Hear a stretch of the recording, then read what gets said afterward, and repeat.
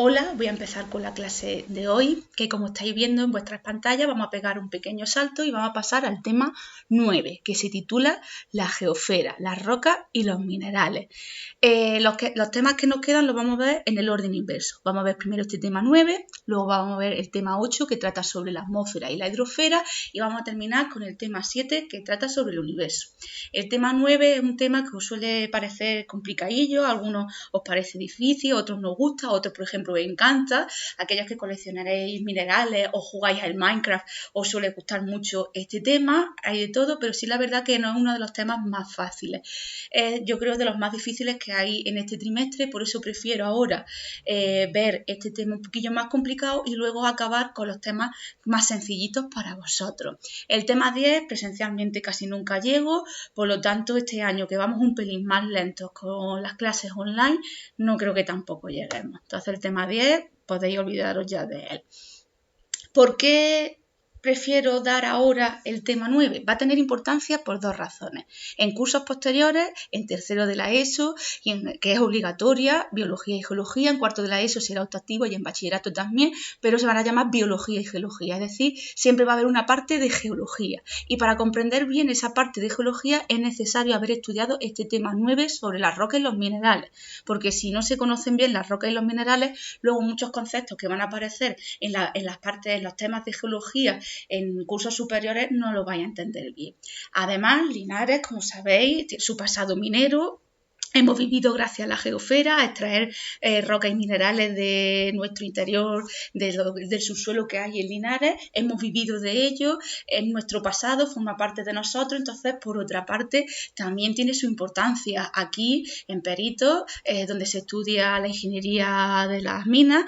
Por lo tanto, es muy importante que conozcamos bien este tema porque forma parte también de nuestra historia, de la historia de Linares. Entonces, este tema va a ser importante por las dos cosas, porque en cursos superiores va a ser necesario haber conocido bien este tema y por el pasado minero de Linares. Entonces, por esas dos vertientes es mejor que demos este tema, aunque a algunos os cueste un poquillo más.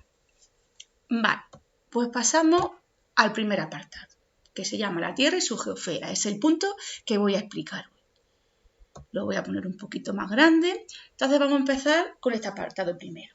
La estructura de la geosfera.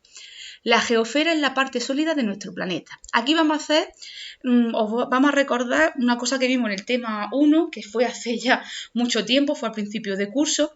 Recordad que al principio de curso, justo en las primeras preguntas del tema, estudiábamos que en la Tierra había 4 capas, 4 niveles. Estaba formada por 4 cosas. La biosfera, que eran los seres vivos, todos los temas que hemos estado viendo hasta ahora correspondían a la biosfera, y ahora vamos a ver las otras 3 capas que nos faltan. La geosfera, que es la parte sólida de la Tierra, está formada por las rocas y los minerales, así como la atmósfera, que era la capa de aire que rodeaba a la Tierra, y la hidrosfera, que era la capa que estaba formada por todas las aguas de la Tierra. La de los mares, la de los lagos, la de los ríos, la de los embalses, todas las aguas de la Tierra eran la hidrosfera. Entonces esas eran las 4 capas: geosfera, biosfera, atmósfera e hidrosfera. La biosfera ya la hemos estudiado, ahora vamos a estudiar la geosfera y en el tema siguiente estudiaremos las otras 2 capas, atmósfera e hidrosfera. Ese es el orden que vamos a seguir en este curso. Cuando veamos el tema del universo y veamos el origen del universo, comprenderemos un poquito mejor lo que viene a continuación. Dice, en sus orígenes la Tierra estaba formada por una mezcla de metales, rocas, agua y gases a elevadas temperaturas. Al principio del universo no había planetas, ni había estrellas, ni había ni siquiera moléculas ni átomos. No había nada. Era el vacío absoluto. De pronto sabéis que ocurrió el Big Bang, ocurrió la gran explosión y el universo empezó a expandirse. Pero ya hablaremos de esa teoría y ya hablaremos de que poco a poco se fueron apareciendo los diferentes elementos que forman el universo y eso fue poco a poco. Luego llegó un punto en el que aparecieron los planetas, pero eso tardó muchos millones de años. Y hasta que la Tierra pudo ser habitada por seres vivos, también tardó muchísimo tiempo. Al principio era un lugar inhóspito, era una gran bola de fuego. No estaba sólida, era una bola de fuego y luego cuando ya empezó a solidificarse estaba llena de volcanes. Era un lugar en el que los seres vivos no podían vivir, no podía desarrollarse. hasta que apareció la vida tardó bastante tiempo, desde que se formó la Tierra. Tardó bastante tiempo. Y luego hasta que aparecimos los humanos también. Se dice que si comprimimos en un año toda la vida del universo, el ser humano apareció el último día a última hora. El 31 de diciembre a las 11 de la noche es cuando apareció el ser humano. Es decir, nosotros, desde el punto de vista geológico, desde el punto de vista de toda la vida que tiene el universo, llevamos muy poquito en la Tierra. Solamente llevamos unos miles de años. Incomparable con los millones de años de vida que tiene el universo. Como ya he dicho al principio, la Tierra era una gran bola de fuego, pero llegó un momento en el que se enfrió. Y era roca fundida. ¿Vale? Como una gran bola de fuego, estaba formada por las rocas pero fundidas. Y fundidas quiere decir que estaban líquidas. No sé si habéis visto cuando se hace una espada, cuando se está haciendo una espada, sabéis que el metal se funde y se pone así como de color naranja. Por eso siempre representan en los dibujos, fijaros aquí, el interior de la Tierra naranja, porque el interior de la Tierra vamos a ver que todavía está fundido. Lo que principalmente se ha enfriado es la capa externa, lo que nosotros llamamos corteza, igual que la corteza de un pan. ¿Vale? Fijaros que cuando se hace un pan, primero se enfría la corteza, se endurece y el interior sigue caliente. En estos días, a lo mejor algunos habéis estado haciendo pan y seguro que habéis fijado en eso, en los bizcochos también pasa. Pues lo mismo, la tierra se fue enfriando y cuando se enfría, lo que hace la roca derretida es dejar de estar derretida y se solidifica. Lo mismo pasa con la espada. Cuando la espada deja el metal de estar fundido, se solidifica y se hace una espada y es duro ya. Eso significa que se enfrió y se solidificó. Y si continuamos por aquí, fijaros que dice que los materiales se ordenaron según su densidad. Es decir, se situaron los más ligeros al exterior y los más densos al interior. Cuando llega a este punto, me gusta explicar este concepto de aquí, el de densidad. Este concepto de aquí me gusta explicarlo porque eso no creo que lo hayan explicado en el colegio, lo han podido explicar, pero cuando llegáis aquí no lo comprendéis muy bien. Es algo que veréis el año que viene en física y química, porque sabéis que el año que viene no tenéis biología, geología, tendréis física y química, un concepto que se suele ver en física y química, pero me gusta explicar, porque si no este párrafo no lo vais a entender. Entonces, primero vamos a entender el concepto de densidad y luego ya vamos a entender por qué las capas de la Tierra están situadas como están situadas. Os he preparado aquí, esto es como si fuera la pizarra, ¿vale? Por suerte no lo voy a tener que copiar porque lo vais a tener en vuestra pantalla. Y luego voy a pasar la imagen, la última fotografía si hay que copiarla, eso ya lo diré en las instrucciones. Entonces, fijaros, ¿vale? Vamos a empezar por aquí.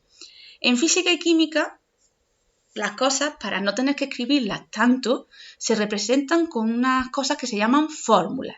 En matemáticas habréis visto las fórmulas ya, que existen fórmulas. Las fórmulas son letras que lo que representan es a números, a todos los números posibles, que sabéis que hay infinitos números, pues cualquier número puede ir en estas letras, pero no tampoco cualquier número. Tiene que ser lo que corresponda a esa letra. D va a significar densidad, M va a significar masa, esto es una fracción, la rayita de la fracción, y V va a significar volumen. Entonces, en la fórmula se ponen como si fueran números, pero en vez de utilizar números se utilizan letras, en ecuaciones lo habréis visto ya, y es como si fueran las X de las ecuaciones. No son números que se sepan hasta que no se conozca y estemos en situación, ¿vale?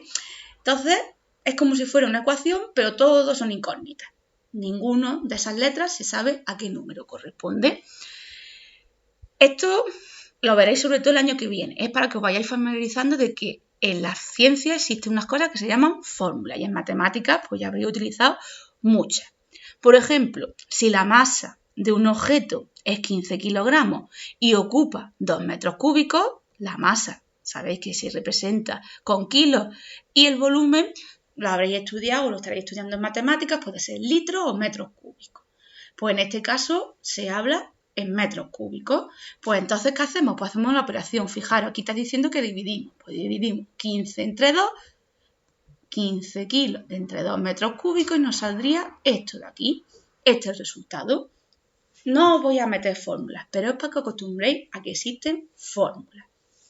Y fijaros como siempre en matemáticas los números tienen que ir acompañados de su unidad. El volumen, como ya he dicho, nosotros estamos acostumbrados y vosotros lo que más habéis utilizado son los litros. El volumen de una botella de agua que tenéis ahora mismo en el frigorífico pues suele ser 1,5 litros. Pero también esos litros, no sé si lo habréis estudiado ya, se pueden representar en metros cúbicos. Metros cúbicos, ¿qué significa? Significa 1 metro cúbico equivale a un cubo cuyos lados miden 1 metro. Y como normalmente para calcular el volumen se utiliza este lado de aquí, este lado de aquí y este lado de aquí, pues metro por metro por metro es cuando multiplicas 3 veces lo mismo, metro al cubo. Entonces de ahí viene 1 metro cúbico y por eso el volumen se representa en metros cúbicos. Normalmente en metros cúbicos en vez de líquido lo que se representa es el espacio. Si tú quieres saber cuánto volumen ocupa una habitación, pues tienes que medir este lado de aquí, tienes que medir cuánto mide de ancho, cuánto mide de largo y cuánto mide de alto. Y así conoces el volumen de toda la habitación. Entonces, normalmente es sobre todo para hablar de cosas que no sean líquidos, o bien porque sean gases o bien porque sea sólido. Entonces, esos son los metros cúbicos y esa es la unidad que se utiliza, kilogramos por metro cúbico. Entonces, ¿cuánto pesa 1 metro cúbico? Eso es lo que quiere decir la densidad. Esto suele costar un poquillo más. Entonces, como esto todavía os suele costar porque es muy abstracto y vosotros todavía las cosas abstractas no estáis acostumbrados, yo lo explico si lo entendéis bien y si no lo entendéis, no os preocupéis. Lo que sí quiero que entendáis son estas dos cosas aquí que son más prácticas, ¿vale? Esta columna de aquí y esta columna de aquí son más prácticas. Esto sí quiero que lo entendáis y seguro que entonces ya vais a entender un poquito mejor la densidad. Como estoy dando clase ahora a la vez, tanto a primero A y a primero D, sabéis que las aulas son exactamente iguales. Ocupan el mismo espacio. Las clases son iguales y ocupan el mismo espacio. Como ocupan el mismo espacio, tienen el mismo volumen. Vamos a imaginarnos que pudiéramos ir al instituto y a primero A lo vamos a llenar de algodón. Y a primero D, pero sin vosotros, ¿vale? Como la notáis, pues imaginaros que yo llego y me pongo a llenarlo de algodón. Y primero D, en cambio, lo lleno de hierro. ¿Cuál va a pasar más? Evidentemente, primero D, que lo estoy llenando de hierro. Es decir, ocupan el mismo espacio, pero aunque ocupen el mismo espacio, dependiendo del material de lo que lo rellene, primero D va a pesar más. De hecho, si yo lleno primero D de hierro, yo creo que hundimos el instituto y va hacia el fondo. Nos quedamos sin instituto. Como por ahora no tenemos que ir, no lo vamos a hacer, ¿vale? Entonces, fijaros la diferencia. Aunque ocupen el mismo espacio, no significa que vayan a pesar lo mismo, dependiendo de qué material introduzcas dentro, aunque ocupen el mismo espacio, primero D va a pesar mucho más. Entonces eso es porque el hierro es más denso que el algodón. Es decir, pesa más por metro cúbico, pesa más aunque sea el mismo volumen. Eso significa que el hierro es más denso. Ahora os voy a hacer la pregunta al revés. ¿Qué ocupa más espacio? Es decir, ¿qué tiene más volumen? ¿1 kilo de algodón o 1 kilo de hierro? Fijaros, 1 kilo de algodón, y aquí yo creo que me queda corta representando el algodón, va a ocupar muchísimo más espacio que 1 kilo de hierro. Es decir, a igualdad de peso, el que sea más denso, que es el hierro en este caso, va a ocupar menos espacio. Para pesar lo mismo necesitamos menos volumen de ese material. Entonces, como el hierro es más denso, va a ocupar a igualdad de peso, a igual peso, va a ocupar menos espacio, menos volumen el hierro. ¿Vale? Espero que así hayáis entendido un poquito mejor el concepto de densidad, porque no solamente se refiere al peso, sino cuánto espacio ocupa igual de peso o cuánto pesa a igualdad de espacio, a igualdad de volumen. Yo creo que aunque esto aquí primero no lo hayáis entendido, estas dos cosas sí. Y es lo mismo, estamos hablando de densidad. Yo creo que estas dos cosas sí las habéis entendido. Vale, me paso a lo que hubiera puesto ahora en la pizarra. Vale, una que ahora hemos comprendido más o menos el concepto de densidad, siempre se pone como ejemplo el agua y el aceite. Entonces, ¿qué es más denso? ¿El agua o el aceite? Vamos a fijarnos aquí. Aquí os he representado un vaso de agua, ¿vale? Aquí he puesto el agua y el aceite, ¿qué pasa? Flota. ¿Por qué flota el aceite?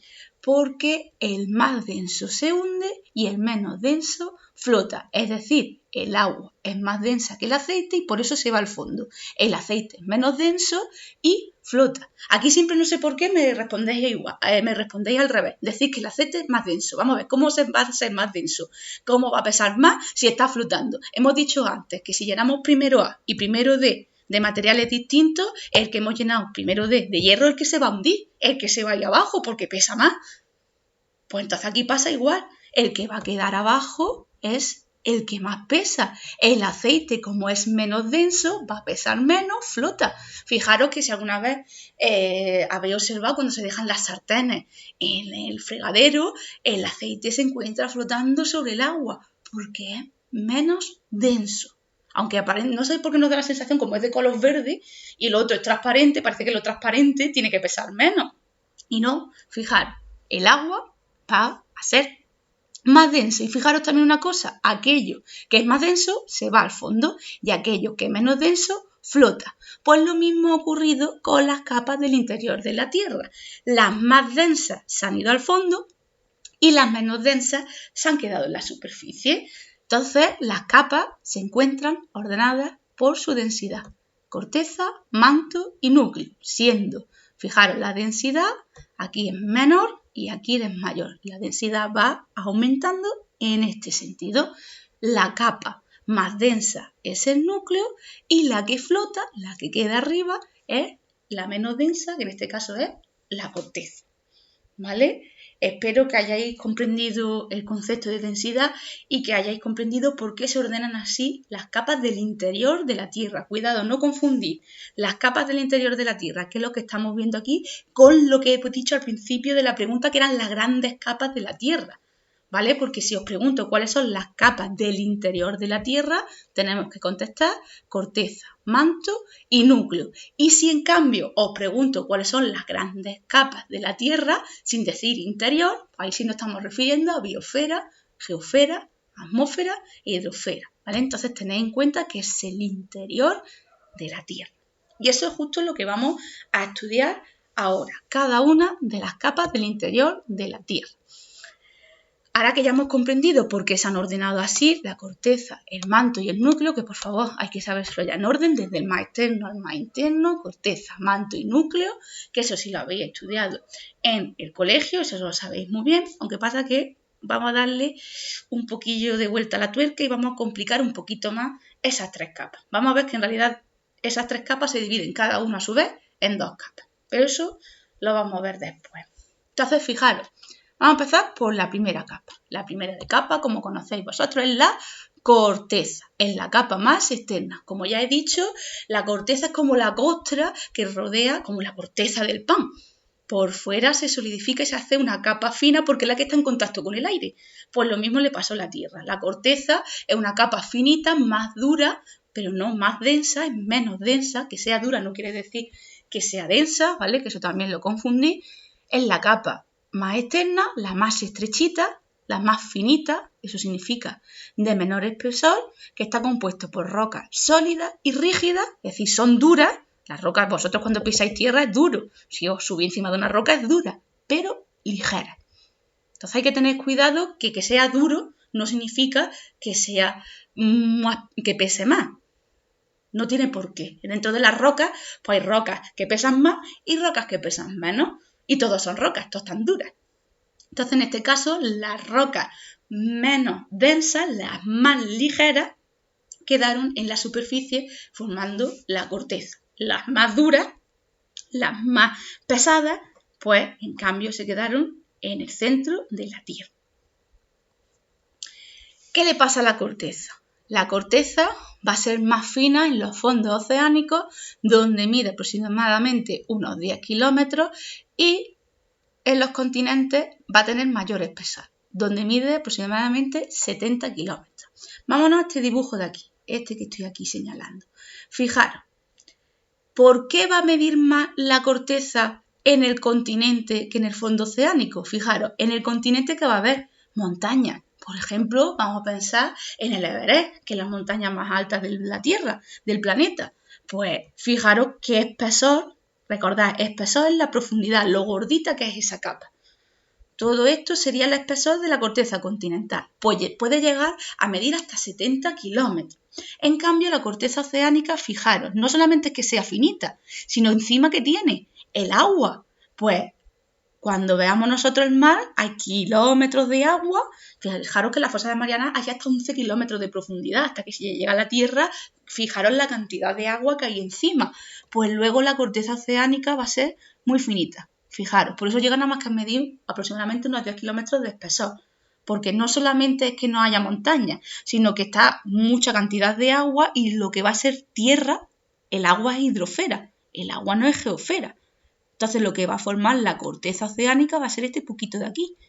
Va a ser muy finito, una parte muy, muy estrechita. Y a eso, pues, es lo que vamos a ver que se le conoce como corteza oceánica, que es muy finita. En cambio, la corteza continental, como además de no tener agua encima, tiene sistemas montañosos, va a sobresalir, pues va a tener mucho espesor. Va a tener mucho espesor. Vale, pues nos vamos otra vez aquí, al párrafo. Dice, debido a ello, algunas zonas de... No, estamos aquí. Y aquí ya hubiéramos terminado. Esto era del manto, perdón. Entonces, con esto ya hubiéramos explicado la corteza. Ahora nos vamos a la siguiente capa, que es la intermedia, que es el manto, que es la capa que hay en el medio. Os quiero mostrar que luego ya al final hablaré este dibujo. Esto sí lo vais a tener que copiar. Esto lo hubiera puesto en la pizarra, pero esto lo vais a tener que copiar en vuestro cuaderno. Porque aquí os digo todas las capas internas de la Tierra y las digo en español y en inglés.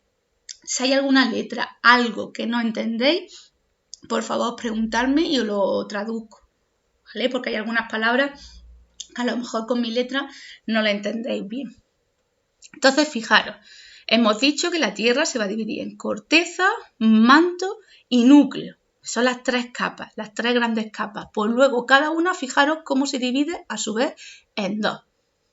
Vamos a empezar primero por la corteza, ¿vale? Corteza continental, la que forma los continentes, y la corteza oceánica, la que por encima tiene los océanos.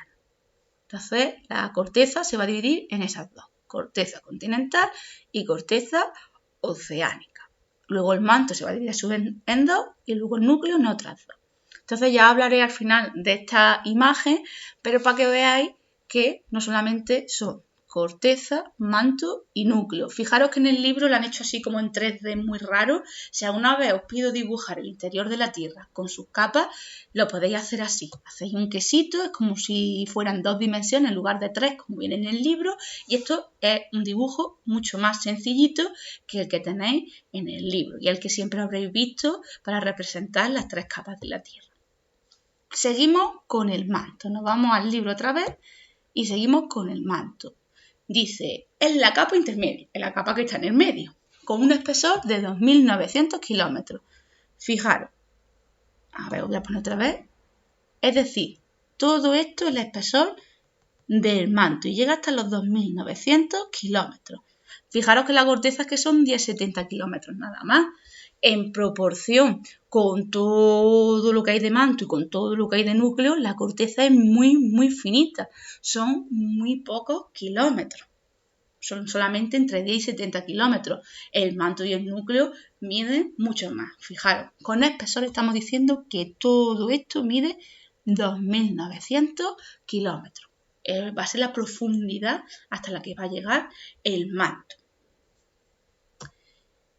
Nos pasamos otra vez.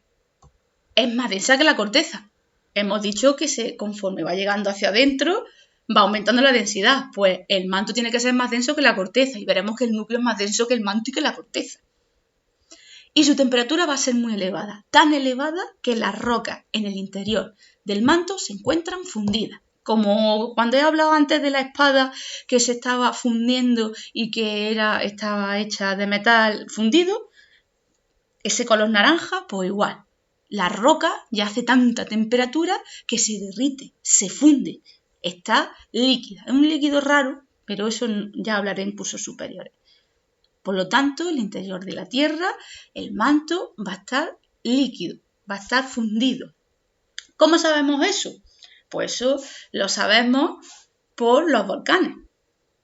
¿vale? Los volcanes que echan lava. ¿Esa lava de dónde procede? Del manto.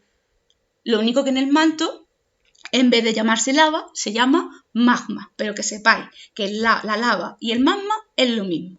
Es exactamente lo mismo. Lo que sale por los volcanes procede de aquí, del manto. Y gracias a eso conocemos de qué está formada el manto. Tened en cuenta una cosa. Cuando se hacen minas, aquí en Linares, por ejemplo, el pozo más profundo, el pozo San Vicente, que medía, porque ya no mide tanta profundidad, 2 kilómetros.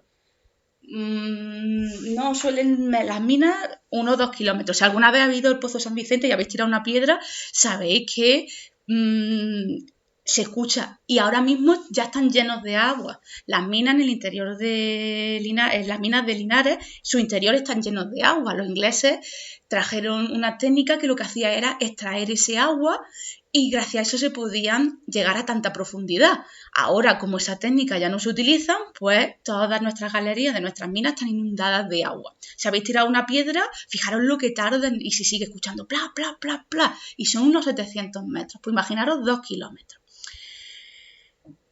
Es mucho. Pues lo más que se ha podido llegar al interior de la Tierra ha sido 14 kilómetros. Y eso todavía forma parte de la corteza continental. Es decir, lo más que se ha podido hacer, la perforación más profunda que se ha podido realizar ha sido 14-15 kilómetros. Más no se ha podido. Igual que lo que hemos visto, que os he dicho, de el Pozo San Vicente, que tiene una profundidad de 2 kilómetros, con las mismas técnicas, a lo más que se ha podido llegar a excavar y hacer una profundidad es 14-15 kilómetros. Entonces nosotros conocemos directamente solamente unos 14 kilómetros de 15 de profundidad del interior de la Tierra. Todo lo demás lo hemos aprendido de forma indirecta, con otras cosas. Solamente conocemos de haber tocado, de haber palpado, de haber extraído roca de unos 14 kilómetros 15. Y fijaros, eso es mucha profundidad, muchísima profundidad. Pero es imposible, porque aquí me decís, bueno, ¿y por qué no hemos llegado al manto? En el manto, en el momento en el que se llegue, cuando tú vas aumentando la profundidad en el interior de la Tierra, aumenta la temperatura. Fijaros, en el manto ya la temperatura es tan elevada que la roca está fundida. Pues cualquier maquinaria que llegara se fundiría. Entonces es imposible llegar al interior de la Tierra, es imposible llegar al manto y al núcleo. Nosotros nos chamuscaríamos y las herramientas también. Nosotros moriríamos calcinados y las herramientas se fundirían, se derretirían. ¿Qué nos ha permitido conocer el manto? Los volcanes. Porque lo que sale por los volcanes es el magma que hay en el interior de la Tierra. Lo que pasa es que al salir del volcán, en vez de llamarse magma, se llama lava. Pero es lo mismo, magma y lava es lo mismo. Lo único que está diferente, magma, interior de la Tierra, dentro, lava, cuando sale del volcán. Y así hemos podido conocer de qué está compuesto el manto. Pasamos ahora al núcleo, que es la capa más interna. El núcleo está compuesto de 2 metales, uno que sí lo conocéis bien, que es el hierro, y otro que no lo conocéis y que lo aprendéis aquí, que es el níquel. Es otro metal, como el hierro, igual que está el oro, la plata, el cobre, todos son metales, pues el níquel es otro metal, que lo conocéis aún menos, pero el núcleo está formado de hierro y níquel, que se caracterizan por ser muy densos, y por eso se han colocado en el centro. Por eso han llegado a ser la capa más profunda, porque esos metales son más densos que las otras capas que hay por encima, que el manto y que la corteza. Va a tener un espesor de 3.500 kilómetros y se va a dividir en núcleo externo y núcleo interno. El núcleo externo está líquido y el núcleo interno está sólido. El núcleo externo es un fluido, es como si fuera líquido, en cambio el interno ya la presión, imaginaros toda la tierra que hay encima. Es tanta cantidad de tierra que hay. Aunque la temperatura sea aún más elevada, en el núcleo la temperatura llega a alcanzar 6.000 grados centígrados. Es la misma temperatura que hay en la superficie del Sol. Imaginaros el calor que hace. Aunque la temperatura sea tanto, y entonces tendría que estar la roca fundida, pesa tanto la tierra que tiene encima que se convierte en sólido. Y esa peculiaridad de una bola sólida alrededor de un líquido, fijaros, la Tierra da vueltas. Si la Tierra da vueltas y hay una cosa sólida algo sólido alrededor de un líquido, esa cosa sólida también va a dar vueltas. Lo que pasa es que lo hace a una velocidad diferente a la de la Tierra. No tarda 24 horas en girar, es más pequeñita. ¿Y eso qué va a permitir? Eso va a permitir que la Tierra se comporte como un gran imán. ¿Y eso qué nos ayuda? Por ejemplo, que funcionen las brújulas. Gracias a que esa bola sólida del interior está dando vueltas alrededor de un núcleo externo líquido, ¿vale? No sé, imaginar una gran bola de metal en un líquido. ¿Qué va a hacer? Da vueltas. Si la Tierra da vueltas, si tú giras el cacharrito en el que tuviera, imaginaros un vaso con una bola de metal dentro.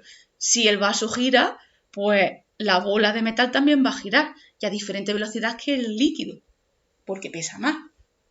¿Vale? Es el ejemplo. Pues eso, una de las cosas que tiene es que hace que la Tierra se convierta en un gran imán y, por ejemplo, nos ha ayudado en geografía a orientarnos, por ejemplo, en el mar cuando se quiso ir a otros sitios y estaba la gente viajando por los barcos. La brújula, como sabéis, señalan hacia el norte, el polo norte es donde se encuentra nuestro polo magnético y la explicación de eso es porque el núcleo de la Tierra es sólido y está rodeado por un núcleo externo líquido. Si nos vamos otra vez a la imagen, fijaros, hemos visto que corteza oceánica se divide en dos.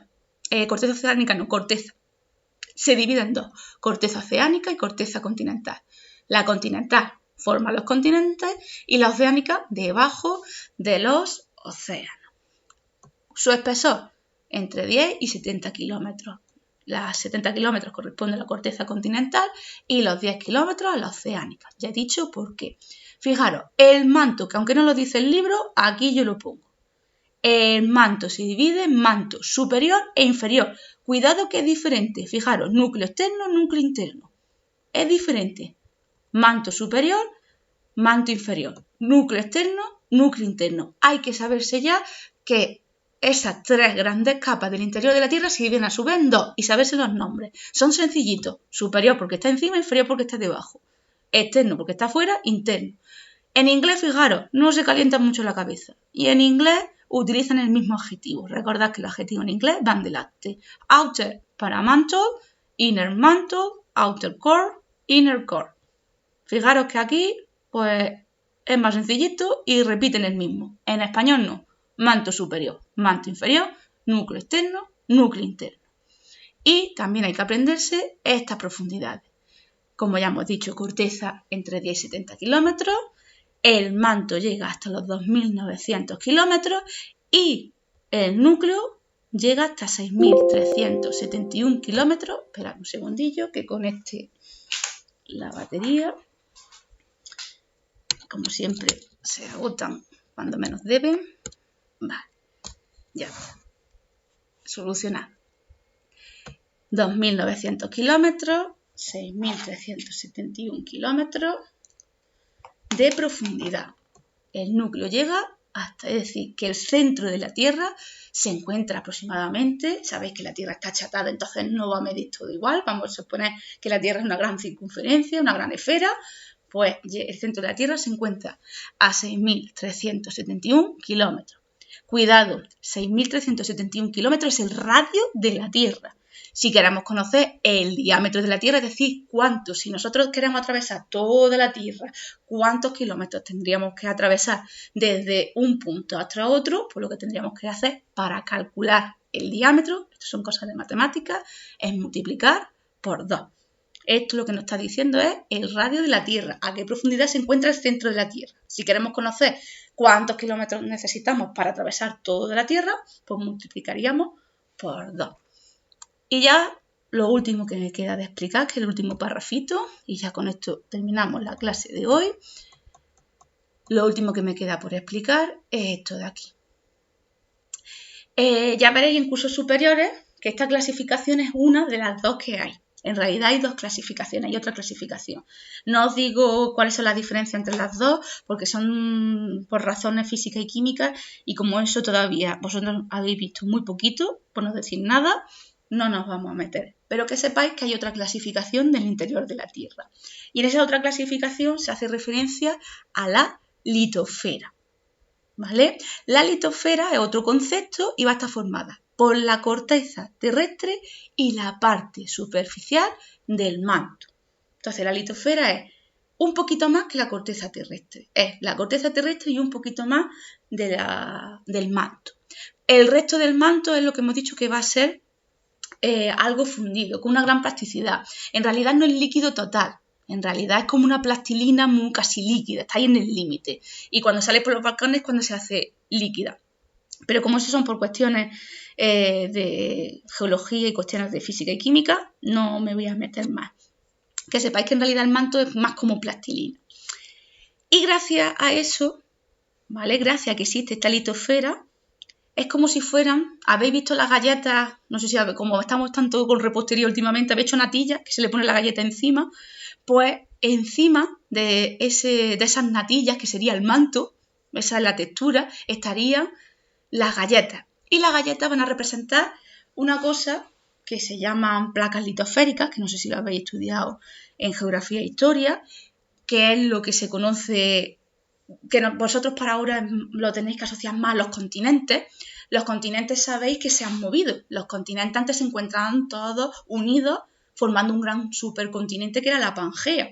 Y los continentes se han separado. El ejemplo más visible, fijaros cómo Sudamérica y África encajan como si fueran piezas de un puzzle. Y eso es porque estuvieron unidas hace muchos millones de años. Entonces, la corteza está formada con una serie de piezas de puzzle, que se llaman placas litosféricas, que se mueven. No se quedan quietas como en un puzzle, sino que se mueven. Y se mueven por encima del manto. Entonces, lo que se mueve no es la corteza, lo que se mueve es la corteza y un poquito del manto. Y a eso es lo que se conoce como litosfera. Y es igual que la corteza, pues se va a dividir en litosfera oceánica y litosfera continental. Es la explicación de por qué los continentes se mueven. Aquí vuelvo a repetir lo mismo y en la siguiente página tampoco dice mucho, dice la importancia de la geosfera, pero eso hay un apartado después que lo explica, que la principal importancia de la geosfera es que extraemos materias primas de ella, extraemos rocas, extraemos minerales, combustibles fósiles que es el petróleo para hacer la gasolina, el gas natural. El humano explota en gran medida la geosfera. Dependemos de ella para fabricar, por ejemplo, vuestros móviles, para fabricar los portátiles que estamos ahora usando. Toda la tecnología, aunque no lo creamos, viene del interior de la Tierra. Utiliza como materia prima roca y minerales del interior de la Tierra. Entonces, es muy importante el estudio de la geosfera. Y en eso, por ejemplo, se basa la ingeniería y la ingeniería de minas, que es la que se estudia aquí en nuestra universidad. Por lo tanto, es un tema importante, es un tema que tiene su importancia sobre todo para nosotros. Y con esto termino la clase de hoy. Espero que no se haya hecho muy larga y que lo comprendáis.